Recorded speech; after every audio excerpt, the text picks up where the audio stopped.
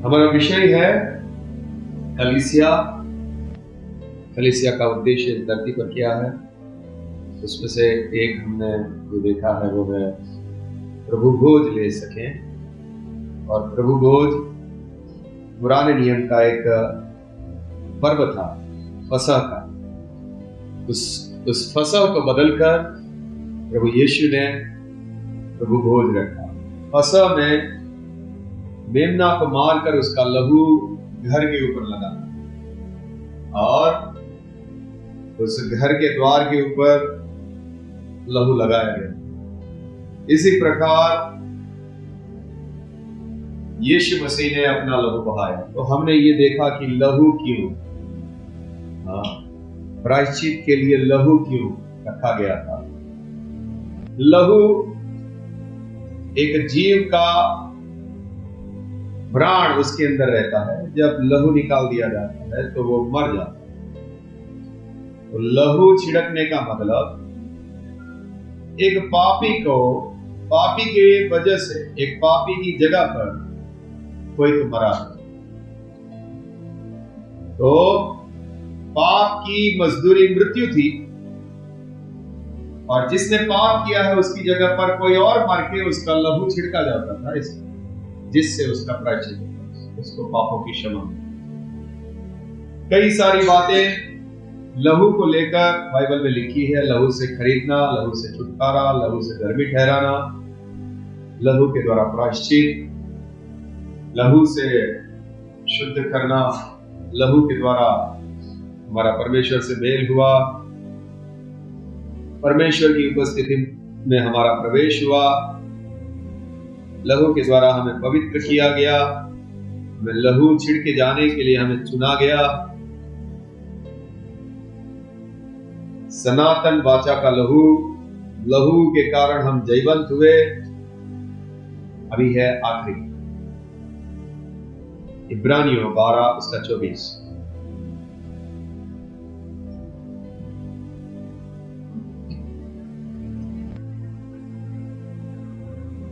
इब्रानियों 12 उसका 24।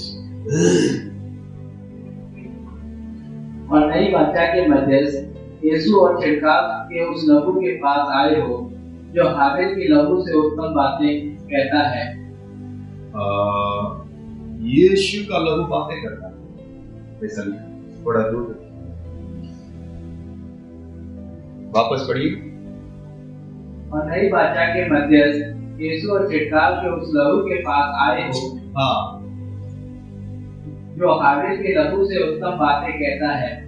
हाबिल का लहू भी बातें करता है और उस हाबिल के लहू से उत्तम बात यीशु का लहू करता है। लहू बात कर रहा है। उत्पत्ति 4:10।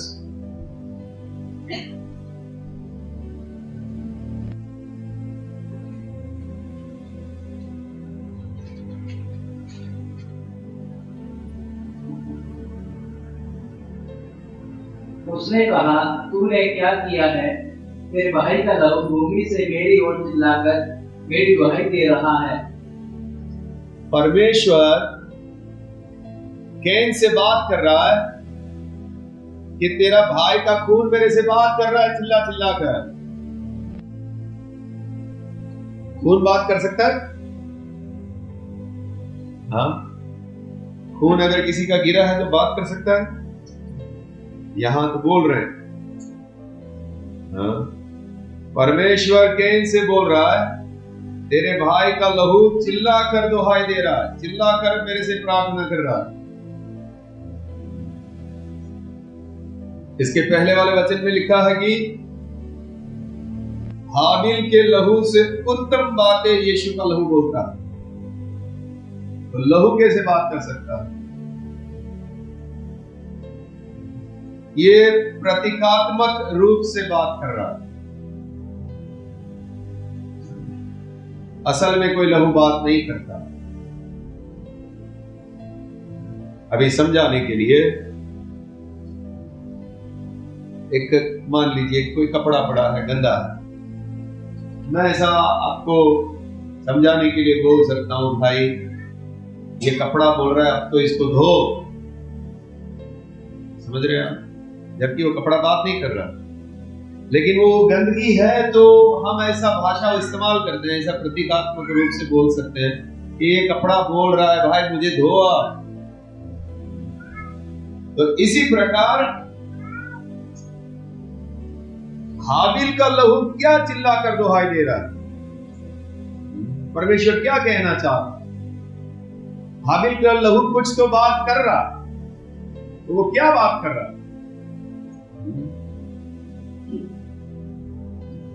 हाबिल का लहू चिल्लाकर दुहाई दे रहा। परमेश्वर बोल रहे हैं हाबिल का लहू चिल्लाकर दुहाई दे रहा, चिल्लाकर प्रार्थना कर रहा। तो प्रार्थना क्या हो सकती है? मैं निर्दोष हूं, और क्या बात करता है, कर सकता है? हाँ, मेरा न्याय चुकाओ।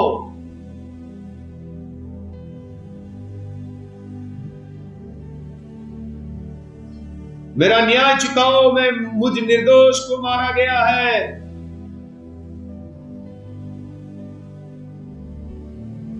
अभी वापस इब्रानी 12:24 पढ़िए, उसमें क्या उत्तम बातें कहता है। और नई वाचा के मध्यस्थ यीशु और छिड़काव के उस लहू के पास आए हो जो हाबिल के लहू से उत्तम बातें कहता है। हाँ, यीशु का लहू हाबिल के लहू से उत्तम बातें कहता है। अभी यीशु का लहू कौन सी बात बोल रहा है? यीशु का लहू बात कर रहा है, हाबिल के लहू से उत्तम बातें कह रहा है। हाबिल का लहू बोल रहा है मेरा न्याय चुकाओ परमेश्वर,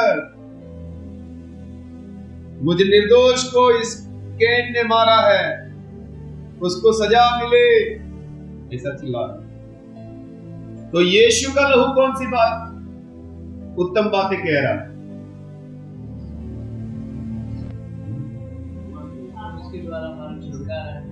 हाँ, तो यीशु का लहू क्या बोल रहा है? हाँ, पापी को क्षमा करो।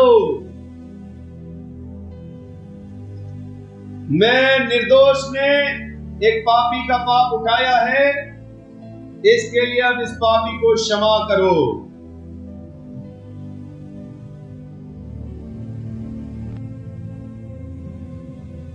तो यहां पर जो मुख्य बात है वो ये है, प्रतीकात्मक रूप से वो बातें कर रहा है, लहू बातें कर रहा है।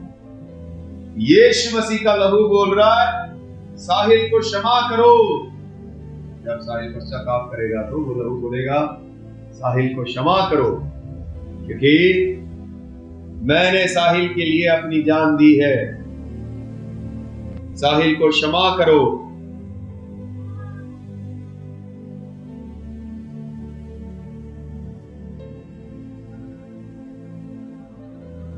हाबिल का लहू बोल रहा है मेरा बदला लो, मुझ निर्दोष को मारा है।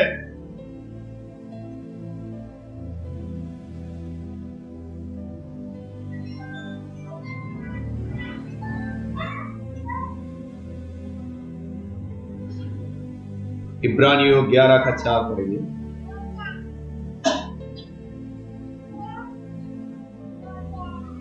विश्वास ही से हाबिल ने कैन से उत्तम बलिदान परमेश्वर के लिए चढ़ाया। हाँ, हाबिल ने कैन से उत्तम बलिदान चढ़ाया। हाँ, और उसी के द्वारा उसके धर्मी होने की गवाही भी दी गई। बलिदान के द्वारा उसकी धर्मी होने की गवाही दी गई। आगे, क्योंकि परमेश्वर ने उसकी भेंटों के विषय में गवाही दी और उसी के द्वारा वह मरने पर भी अब तक बातें करता है। हाँ, हाबिल मरने पर भी अब तक बातें करता है। हाबिल कैसे हमसे अब तक बातें करता है? क्योंकि बाइबल में उसके विषय में लिख दिया गया है। अब वो नहीं रहा तो भी हम उसकी गवाही के द्वारा, उसकी बातें बाइबल में लिखने के द्वारा हम सब उसको पढ़कर जब हम पढ़ते हैं तो हाबिल अब तक हमसे बातें कर रहा है।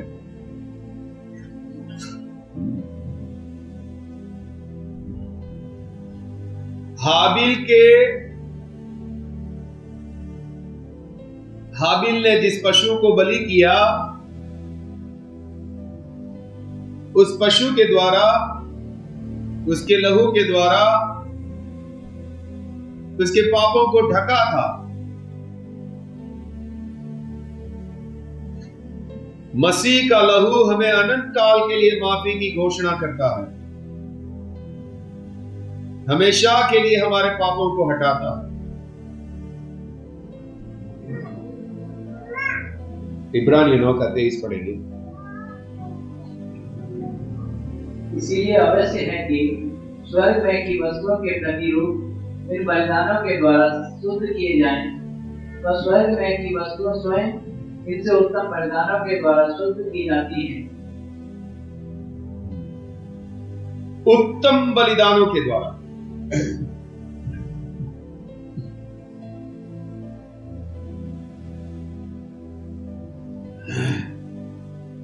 देखिए, व्यवस्था में जितने भी बलिदान थे, उसकी जगह अच्छे बलिदानों को लेना था। ये बलिदान किसने दिए? वापस पढ़िए इब्रानियों 9:23।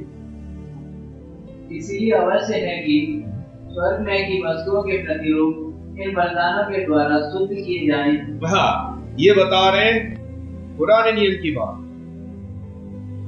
पुराने नियम में मूसा की व्यवस्था के अनुसार बलिदान चढ़ाए जाते थे और उसके द्वारा शुद्ध किए जाते थे। आगे, और स्वर्ग में की वस्तुएं स्वयं इनसे उत्तम बलिदानों के द्वारा शुद्ध की जाती हैं। इनसे भी उत्तम बलिदानों के द्वारा शुद्ध की जाती है। बहुत सारे बलिदान, उत्तम बलिदान, ये किसके बारे में बताया जा रहा है? बलिदान लिखे, बलिदानों लिखा है, बहुत सारे बलिदान लिखे नहीं। बलिदानों का मतलब है कि जितने भी बलिदान थे पुराने नियम में, होम बलि, मेल बलि, पाप बलि, वो सारे बलिदान एक बलिदान में दिए गए हैं, यीशु मसीह के बलिदान। और सब बलिदानों की जगह एक अच्छे बलिदान को लेनी थी, और वो बलिदान था, सारे बलिदान एक ही बलिदान में हो गया, प्रभु यीशु के बलिदान, वो सिद्ध बलिदान। ओके, जैसे हाबिल का लहू बातें करता था कि मेरा बदला लो, मेरा न्याय चुकाओ, भी आज यीशु का लहू हमारे लिए बातें करता है, मैंने इनके पापों की सजा उठाई है, इनको माफ करो।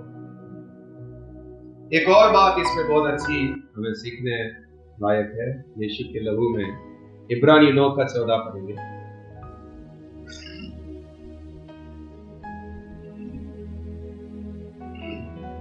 तो मसीह का लहू, जिसने अपने आप को सनातन आत्मा के द्वारा परमेश्वर के सामने निर्दोष चढ़ाया, तुम्हारे विवेक को मरे हुए कामों से क्यों न शुद्ध करेगा?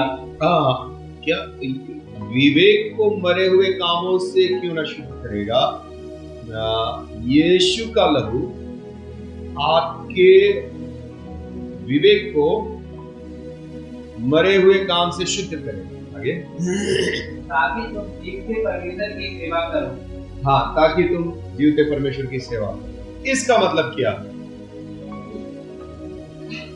विवेक को मरे हुए कामों से शुद्ध करने का मतलब क्या? यीशु का लहू हमें हमारे विवेक को मरे हुए कामों से शुद्ध किया। इसका मतलब क्या है?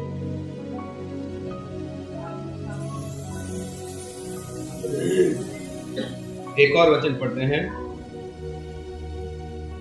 इब्रानियों 9 उसका 9।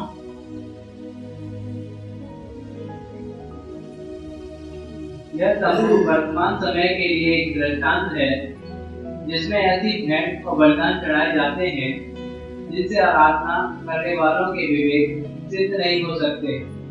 ओके, पुराने नियम के बलिदान विवेक को क्या नहीं कर सकते थे, सिद्ध नहीं कर सकते थे। लेकिन अभी नए नियम के बलिदान के द्वारा हमारा विवेक को सिद्ध किया गया। इसका भी क्या मतलब, दो बात है यहां पे। एक, विवेक को मरे हुए कामों से शुद्ध करना, और दूसरा विवेक को सिद्ध करना। नए नियम में यीशु मसीह के बलिदान के द्वारा हमारे विवेक को मरे हुए कामों से शुद्ध किया। नए नियम में यीशु मसीह के बलिदान के द्वारा हमारे विवेक को सिद्ध किया। क्या मतलब, विवेक शुद्ध होने का मतलब क्या है? विवेक सिद्ध होने का मतलब, सिद्ध यानी बिना कमी का। एक है शुद्ध करना, एक है सिद्ध करना। जो पुराने नियम में नहीं था, अभी नए नियम में हमारे विवेक को मरे हुए कामों से अभी शुद्ध किया गया।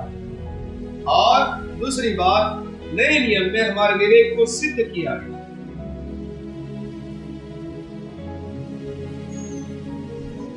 नहीं पहुंचना हो मैं अच्छा नहीं पहुंच पाएगा। फिशियो दो, मरे हुए कामों से हमें शुद्ध किया गया। इसका मतलब क्या है? नए नियम के लहू ने, नए नियम के यीशु मसीह के लहू ने हमें मरे हुए कामों से शुद्ध किया। इसका मतलब क्या है? फिशियो दो,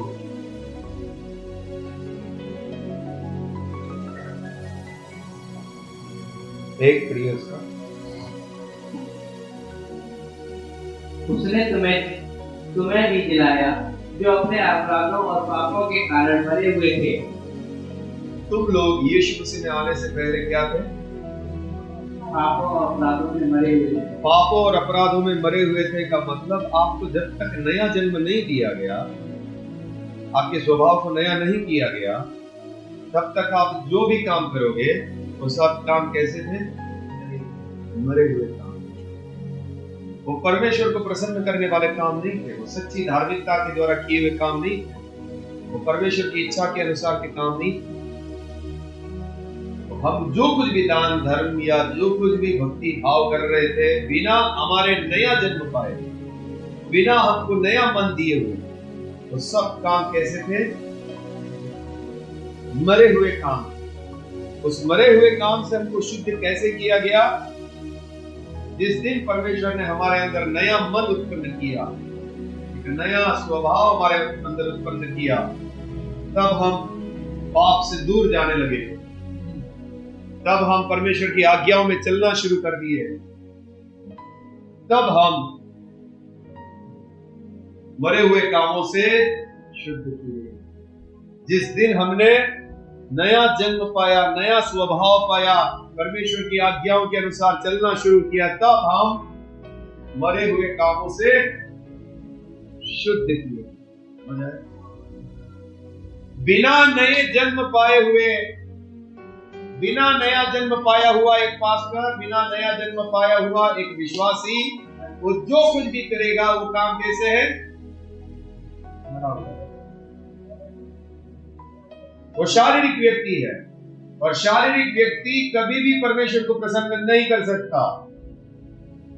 उसका मन अभी तक खुला नहीं है, उसको पवित्र आत्मा मिला नहीं है, और वो जो कुछ भी करेगा, चर्च में जाएगा, जो कुछ भी करेगा, उसके सारे काम मरे हुए।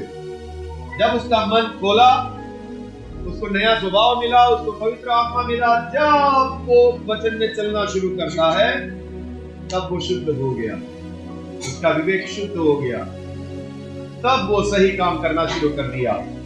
अभी विवेक सिद्ध करना मतलब क्या? दूसरा बात हमने 9 में पढ़ा था कि विवेक को सिद्ध करना। नए नियम में हमारे विवेक को सिद्ध किया गया। इसका मतलब क्या?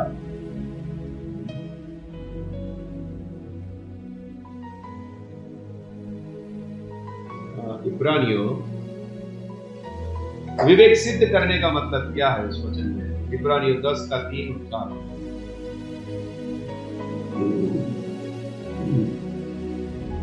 परंतु उनके द्वारा प्रति वर्ष पापों का स्मरण हुआ करता है। एक मिनट, पुराने नियम में हर साल क्या हुआ करता है? पापों का स्मरण, मतलब हर साल उनको ये बात मन में बार बार याद दिलाई जाती है कि तुम्हारे पाप अभी तक हटे नहीं हैं। उनको बलिदान चढ़ाने के द्वारा उनको प्रायश्चित का एक दिन होता था। लेवी व्यवस्था 16 में जो लिखा है, उस दिन सब लोगों को पश्चाताप करना था, उनके लिए बलिदान चढ़ाए जाते थे और उन लोगों को ये याद दिलाया जाता था कि अभी भी आप लोगों के पाप पूरी रीति से हटे नहीं हैं। हर साल आपके लिए पापों के लिए बलिदान चढ़ाया जाता है।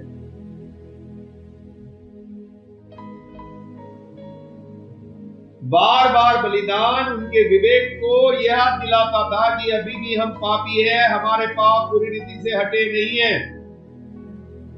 उनको दोषी उनको महसूस होता था। उनको बार बार बलिदान चढ़ाने पड़ते थे, बार बार पश्चाताप करना पड़ता था, हम पापी हैं।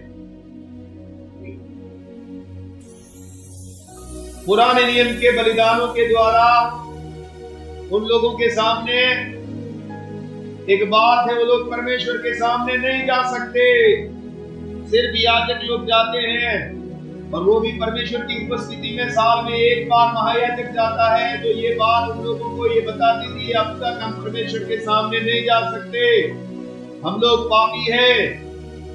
सिद्ध कैसे किया? एक ही बार प्रभु यीशु मसीह ने एक ही बलिदान के द्वारा हम लोगों के विवेक को क्या कर दिया? मतलब परमेश्वर का मेलना। पहला यूहन्ना 1:29, यूहन्ना 1:29, यूहन्ना की किताब 1:29।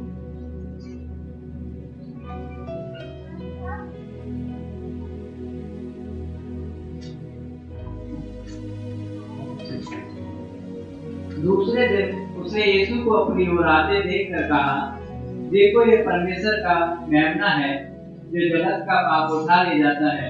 जगत का पाप उठा कर गया। प्रायश्चित के दिन एक बकरा को अजाजेल बोलते थे। एक बकरा यहोवा के नाम से निकलता था, एक अजाजेल होता था। जो अजाजेल बकरा होता था वो पापों को उठाकर जंगल में चला जाता था। पाप हमेशा के लिए जो थे वो हटाए गए, इस्राएल के पाप हटाए गए। इसी प्रकार परमेश्वर का मेमना जगत के पाप उठा ले जाता है, यानी कि एक ही बलिदान के द्वारा हमारे सारे पापों को क्या कर दिया? एक ही बलिदान के द्वारा। इब्रानियों 8:12 पढ़िए।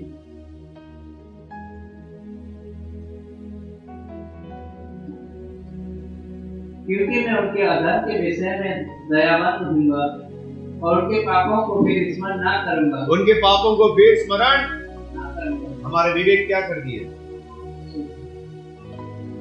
सिद्ध कर दिए। शुद्ध नहीं, सिद्ध।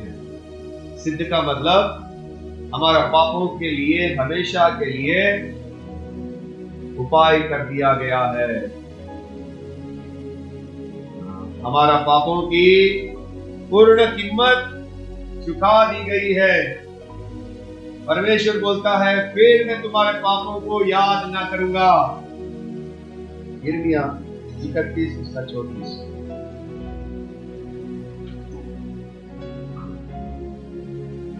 उन्हें फिर एक दूसरे से यह ना कहना पड़ेगा कि यहोवा को जलो, क्योंकि यहोवा की यह वाणी है, छोटे से लेकर बड़े तक सबके सब मेरा ध्यान रखेंगे, क्योंकि मैं उनका अधर्म क्षमा करूंगा और उनका पाप फिर स्मरण ना करूंगा। पाप फिर स्मरण ना करूंगा। एक ही बलिदान के द्वारा हमारे पापों को पूरी रीति से हटा दिया गया। परमेश्वर स्मरण ना करेगा। हमारे विवेक क्या कर दिए? सिद्ध कर दिए। पुराने नियम में बार बार उनको उनके सामने बलिदान चढ़ाना था, बार बार याद दिलाया जाता था तुम लोग पापी हो। अभी भी तुम्हारे पाप पूरी रीति से चुकता, पापों के लिए चुकता नहीं किया गया। लेकिन नया नियम में हमें मालूम है हमारा पापों के लिए आगे के होने वाले पापों का भी चुकता कर दिया गया है। अभी हम धर्मी हैं, अभी हम निर्दोष ठहराए गए हैं। हमारे विवेक क्या कर दिए? सिद्ध कर दिए। अभी हमें बार बार दोषी, शैतान आकर दोषी, हमें पिछली बार हमने देखा था दोष लगा सकता है, लेकिन हम उनको बोल सकते हैं यीशु ने हमारे लिए बलिदान दे दिया है। देखिए पहला यूहन्ना हमारा विवेक को सिद्ध कर दिया। पहला यूहन्ना 2:1 और 2। हे मेरे बालकों, मैं ये बातें तुम्हें इसलिए लिखता हूँ कि तुम पाप ना करो। हाँ, तुम पाप ना करोगे। और यदि कोई पाप करे, अगर यदि किसी से हो जाए पाप, अगर पाप करे, हाँ, तो पिता के पास हमारा एक सहायक है, आधार धर्मी यीशु मसीह। हाँ, अभी तुमको तुम्हारा विवेक को तुमको दोष देने वाला विवेक नहीं बनाना है। ठीक है, तुम पूरी कोशिश कर रहे हो, लेकिन फिर भी कुछ पाप हो जाता है तो रो के नहीं बैठो, शैतान को दोष मत देने दो। हमारा प्रभु वहां पर है और वहां उसका लहू बातें कर रहा है परमेश्वर से। एक ही बलिदान के द्वारा हमारे विवेक को सिद्ध कर दिया है। वहां पर यीशु मसीह हाजिर है, वकील हाजिर है। हमें जरूर पूरी ध्यान से चलना है, लेकिन फिर भी अगर हमसे कहीं कुछ गलती हो जाती है तो ये बात हमको याद रखना है कि प्रभु यीशु मसीह परमेश्वर के सामने हमारे लिए विनती कर रहा है, उसका लहू दुहाई दे रहा है। क्या? जिसके कीमत चुका दिया गया। तो हमें दोषी विवेक हमारा ना हो। हमारा विवेक कैसा हो? सिद्ध विवेक हो। हमें मालूम हो कि हमारा पाप की कीमत चुका दी गई है। अगर मैं पश्चाताप करूंगा, अगर मैं अपना जीवन सही से चलूंगा, तो मुझे अपने आप को दोषी ठहराने की जरूरत नहीं है। मेरे लिए विनती हो रही है, मेरे लिए वहां पे यीशु का लहू उत्तम बातें कह रहा है। हाबिल के लहू से मुझे क्षमा की बातें कह रहा है।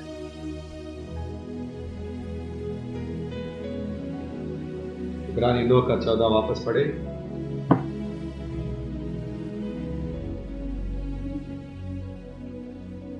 तो मसीह का लहू, जिसने अपने आप को सनातन आत्मा के द्वारा परमेश्वर के सामने निर्दोष चढ़ाया, तुम्हारे विवेक को मरे हुए कामों से क्यों न शुद्ध करेगा? विवेक को मरे हुए कामों से क्यों न शुद्ध करेगा? आगे, ताकि तुम जीवते परमेश्वर की सेवा करो। ताकि तुम क्या कर सको? जीवते परमेश्वर की सेवा करो। ओके, एक बार जब तुमको परमेश्वर ने नया जीवन दिया, पहले तुम्हारे काम मरे हुए थे। तुम्हारे अंदर पवित्र आत्मा नहीं था, तुम्हारे अंदर नया स्वभाव नहीं दिया गया था, तब तक तुम्हारे काम कैसे थे? मरे हुए। लेकिन जब तुम्हारे को नया जन्म दिया, नया स्वभाव दिया, पवित्र आत्मा दिया, अब तुम क्या कर सकते हो? जीवते परमेश्वर की सेवा कर सकते हो। अब तुम्हारे पास मौका है जीवते परमेश्वर की सेवा करने का। लेकिन अब तुम्हारे काम मरे हुए नहीं होंगे। तुमको नया बनाने के बाद अगर तुम्हारे काम मरे हुए हैं तो फिर क्या करें? तुमको नया बनाया गया है कि तुम जीवते परमेश्वर की सेवा कर सको, लेकिन तुम करना नहीं चाहते, तब फिर परमेश्वर क्या करें? जो डाली मुझ में है और नहीं फलती, उसको क्या करेगा? तुमको जोड़ा इसके लिए कि तुम में फल आए। तुम्हें मरे हुए कामों से नया जन्म दिया कि तुम जीवते परमेश्वर की सेवा कर सको। अब तुम्हारे काम मरे हुए ना हो, अब तुम्हारे काम जीवित काम हो, अब तुम्हारे काम परमेश्वर को भावने योग्य हो। लेकिन अगर हम लोग जीवित करने के बाद भी हमारे काम मरे हुए हैं तो अगर हमारे काम मरे हुए हैं तो फिर क्या करें?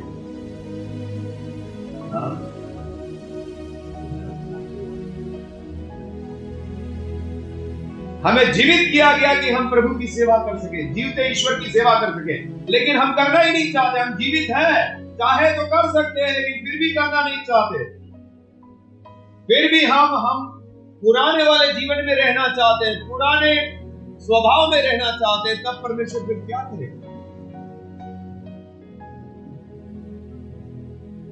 रोमियो की किताब, रोमियो 6 का 16 से पढ़िए। क्या तुम नहीं जानते कि जिसकी आज्ञा मानने के लिए तुम अपने आप को दासों के समान सौंप देते हो, उसी के दास हो। जिसकी भी आज्ञा तुम मानते हो उसके तुम दास हो। आगे, चाहे पाप के जिसका अंत मृत्यु है, या तो तुम पाप के दास हो जिसका अंत मौत मिलने वाली है, चाहे आज्ञाकारिता के जिसका अंत धार्मिकता है। या तो तुम आज्ञाकारी हो, या तो तुम पाप के दास हो, या तो तुम धर्म के दास हो। तुमको जीवित किया गया कि तुम लोग परमेश्वर के दास बनो, परमेश्वर की सेवा करो, धार्मिकता के दास बनो। लेकिन तुम जीवित होने के बाद भी पाप के दास बन रहे हो तो उसका अंत क्या है? मृत्यु है। इसका अंत क्या है? मृत्यु, यानी सदा की नरक। आपको जीवित किया गया, लेकिन आप फिर भी दास किसके हैं? पाप के। आप पाप की सेवा कर रहे हैं। उसके बाद परंतु परमेश्वर का धन्यवाद हो कि तुम जो पाप के दास थे, अब मन से उस उपदेश के मानने वाले हो गए। पहले तो तुम पाप के दास थे, लेकिन अब वचन को मानने वाले बन गए। जिसके सांचे में डाले गए थे और पाप से छुड़ाए जाकर धर्म के दास हो गए। विश्वासी लोग पाप का दास से अभी धर्म के दास है। आगे, मैं तुम्हारी शारीरिक दुर्बलता के कारण मनुष्यों की रीति पर कहता हूँ, जैसे तुमने अपने अंगों को कुकर्म के लिए अशुद्धता और कुकर्म के दास करके सौंपा था, वैसे ही अब अपने अंगों को पवित्रता के लिए धर्म के दास करके सौंप दो। अब तुमको अपने शरीरों को किसको सौंपना है? पवित्रता के लिए धर्म के दास बनाकर सौंपना है। अब तुमको जीवित किया गया है, अब तुमको ऐसा बनाया गया है कि तुम परमेश्वर की सेवा कर सको। इसके बाद पहला थिस्सलुनीकियों 1:9।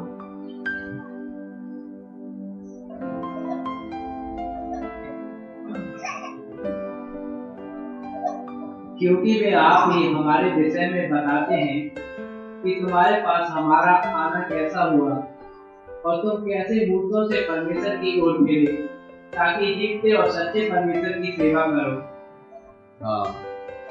अभी तुम किसकी सेवा कर सकते हो? जीवते परमेश्वर। अब तुम जीवते परमेश्वर की सेवा कर सकते हो। क्योंकि अब तुमको जीवित किया गया, अब तुमको आज्ञाएं दी गई है, अब तुमको पवित्र आत्मा मिला हुआ है, अब तुम जीवित परमेश्वर की सेवा कर सकते हो। इब्रानियों 3 का 12। लेकिन खतरा देखो, खतरा देखो आप।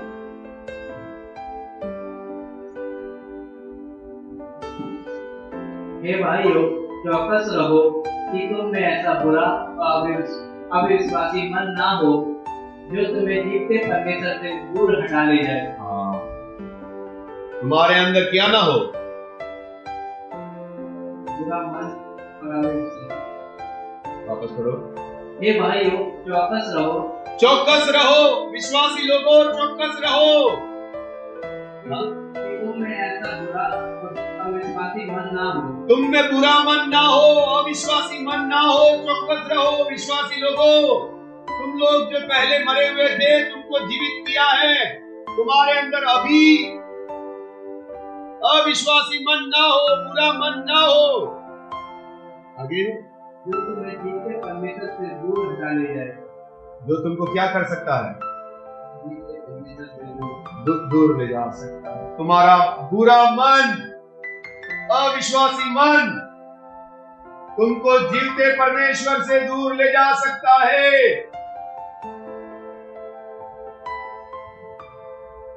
अब तुमको जीवित किया गया। पहले तुम पाप में मरे हुए थे, तुम्हें नया स्वभाव दिया कि तुम जीवते परमेश्वर की सेवा करो, तुम धर्म के सेवक बनो।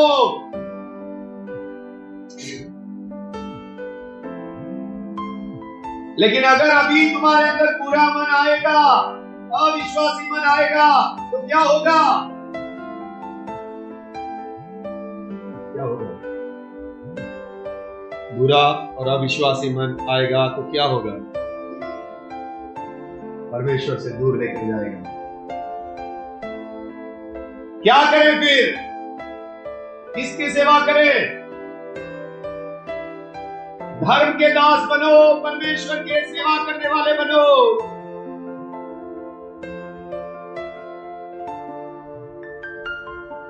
तुम्हें नया बनाया गया, तुम्हें पवित्र आत्मा दिया गया।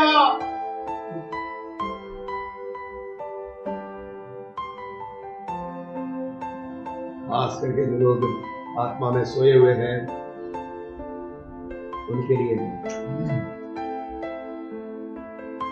जो जागृत नहीं है उनके लिए नहीं।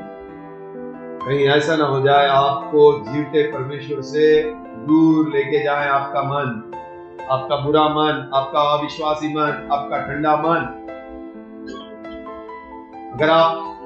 अगर तुम पाप के दास बनोगे, उसका अंत मृत्यु है। तुम्हें नया बनाया गया, तुम्हें नया स्वभाव दिया, तुम्हें पवित्र आत्मा दिया ताकि तुम धर्म के दास बनो,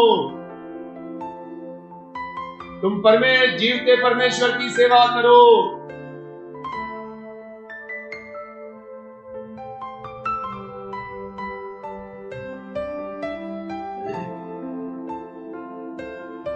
तीन का 12 और पढ़िए। 3 का 12, हाँ पूरा नहीं पढ़ा। हे भाइयों, चौकस रहो कि तुम में ऐसा बुरा और विश्वासी मन ना हो जो तुम्हें जीवते परमेश्वर से दूर हटा ले जाए। हाँ। वरन जिस दिन तक आज का दिन कहा जाता है, हर दिन एक दूसरे को समझते रहो, ऐसा ना हो कि तुम में से कोई जन पाप के छल में आकर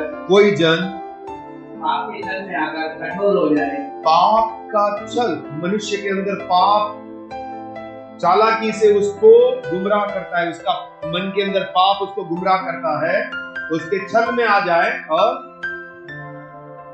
छल में आकर कठोर हो जाए। क्योंकि हम मसीह के भागीदार हुए हैं।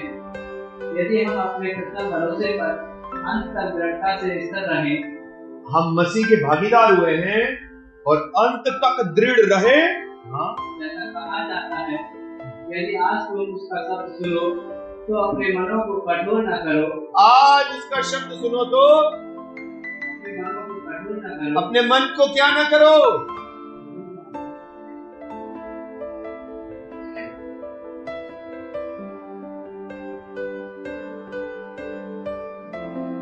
आज उसका शब्द सुनो तो अपने मनों को कठोर ना करो।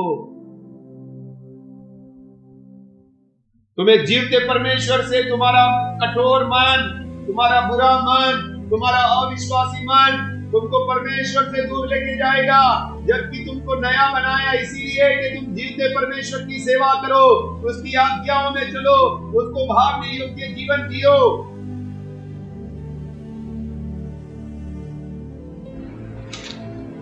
हम लोग गुजरात में प्रचार करने गए, कई सारी जगहों पे कलीसिया के ऊपर वचन खुल गया। उन लोग समझ गए कि हम लोग खतरे में हैं, हम लोग स्वर्ग राज्य में नहीं जाने वाले। लेकिन फिर भी आपको मालूम है उन लोग मन नहीं फिरा रहा। उनका मन इतना कठोर हो गया, उन लोग मन नहीं फिरा रहा, दूसरी बार बुलाना नहीं चाहते। उनको मालूम है हम लोग सच्चाई से नहीं चल रहे, उनको मालूम है हम लोग स्वर्ग राज्य में नहीं जाने वाले, उनको ऊपर वचन खुल गया, लेकिन फिर भी बुलाना नहीं चाहते। मन क्या कर दिया? मन कठोर कर दिया।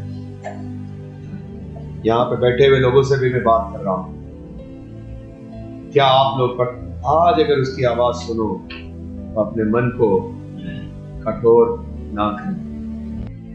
अगर आपके अंदर बुरा और अविश्वासी मन आया है तो आपको उसमें से निकलना है। अगर आप जागृत नहीं है तो आप जीवते ईश्वर की सेवा जैसी करनी चाहिए ऐसी नहीं कर रहे तो आपको जागृत होना है। वो आएगा और जो उसके हैं उसको वो लेकर जाएगा। अगर हम लोग मन से उसको छोड़ चुके हैं तो हम उसके साथ नहीं जाएंगे। अगर हम मन से उसके मार्ग में चलना नहीं चाहते हैं तो हम उसके साथ नहीं जाएंगे।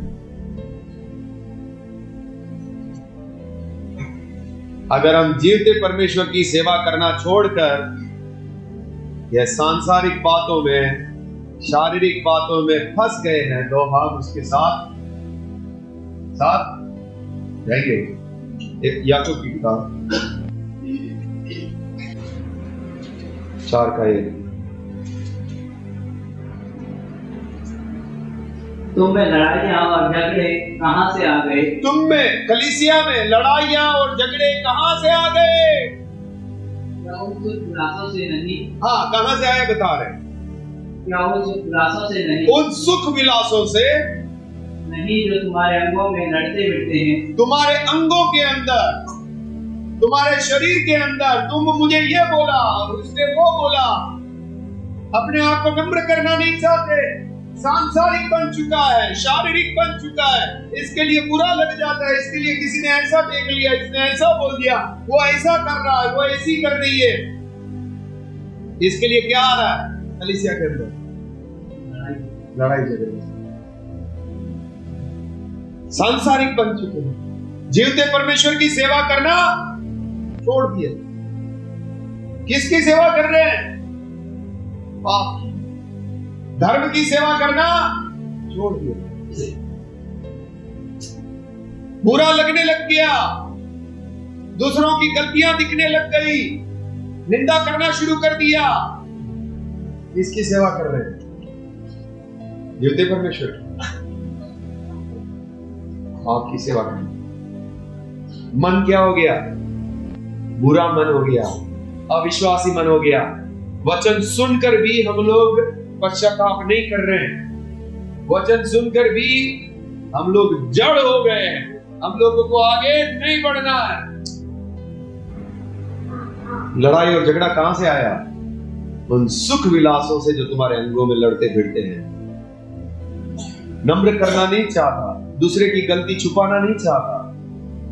इतना सा भी तकलीफ मिला, हम तो अब तुझे तेरे लिए वार करेंगे, हम तो उसको बड़ा बनाएंगे। तुम्हारे अंगों के अंदर क्या हो रहा है? तुम्हारे अंदर तुम्हारा घमंड घूम रहा है, तुम्हारे अंदर तुम्हारा पाप घूम रहा है, जलन घूम रही है, नफरत घूम रही है। इसके कारण लड़ाई झगड़ा आ रहा है। पाप क्षमा करना नहीं चाहता, जीवते परमेश्वर की सेवा नहीं कर रहे हैं। लड़ाई झगड़ा कहां से आता है? तुम्हारे अंगों के अंदर जो घूम रहा, जलन, नफरत, गुस्सा, घमंड, सारी चीजें, इसकी वजह से क्या आ रहा है? झगड़े हो रहे हैं। क्षमा करना नहीं चाहते, मेल मिलाप करना नहीं चाहते।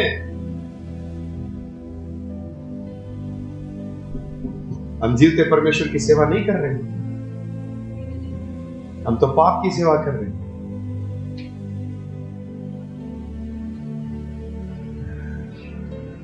हमें मरे हुए कामों से